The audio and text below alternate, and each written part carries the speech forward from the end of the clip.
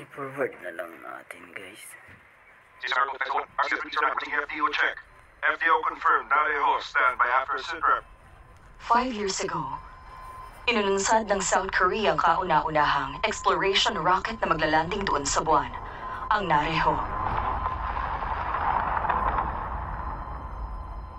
Kaya lang, nung paalis pa lang sumabog na ito at humantong sa pagkasawi ng 3 lalaking astronauts.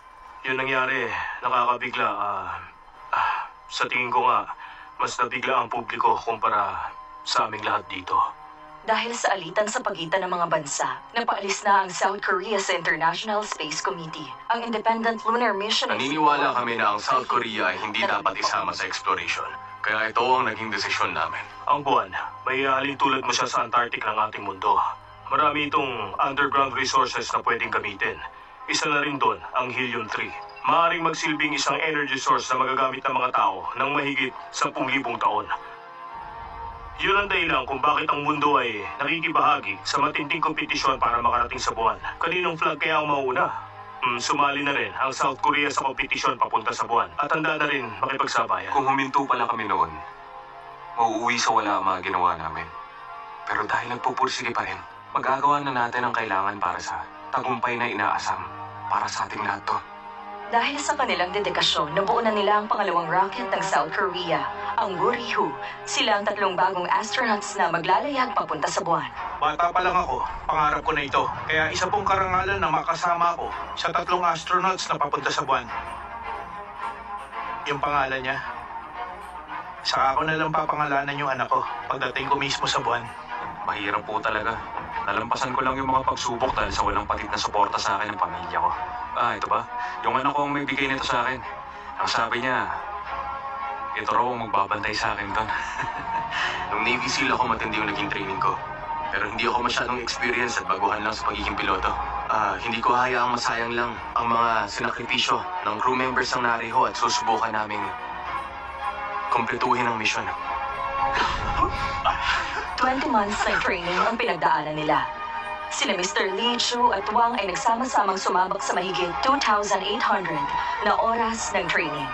Kaya ngayon, handa na silang 3 na maging pangalawang grupo na makakatungtong sa buwan matapos ang USA. 3, 2, 1, launch! Dahil sa kanilang pagsusumikap, ang Woori-Hoo spacecraft ay aalis na.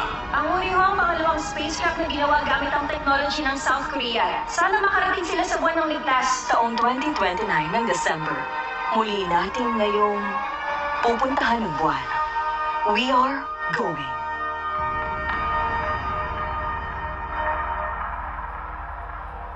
Ang Alert Level 5 ay inanunsyo ngayong araw dahil sa solar winds na naging epekto ng coronal mass ejection. Lahat ng US satellites ay naapektuhan itong solar winds at sa buong araw wala munang satellite Dahil sa communications. naging radio communication interruption, ang aviation at rail control system ay naapektuhan din.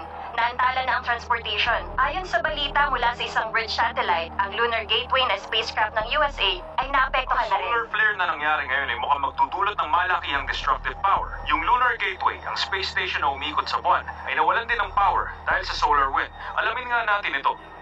May communication pa naman, kaya lang yung electronic control unit at navigation system ay kasalukuyang inaayos pa. Sinipsip na ng hangin natin ang solar wind na kumakalat.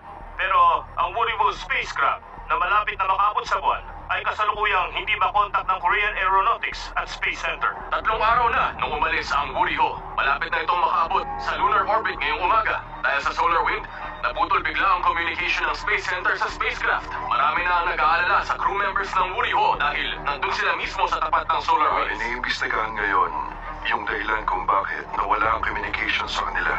At kung bumalik na ito, mamaya makakapasok na sila sa buwan ng hating gabi dito. At susubukan na agad nilang makalapag doon sa ibabaw ng buwan. Minister, tingin niyo po ba magiging matagumpay sila makakatugtog sa buwan? Meron na po magsira ang Woori-Hoo. Sir, Ano po sa tingin niyo mangyayari sa kanila? Sabi ko na gagawin yung sir.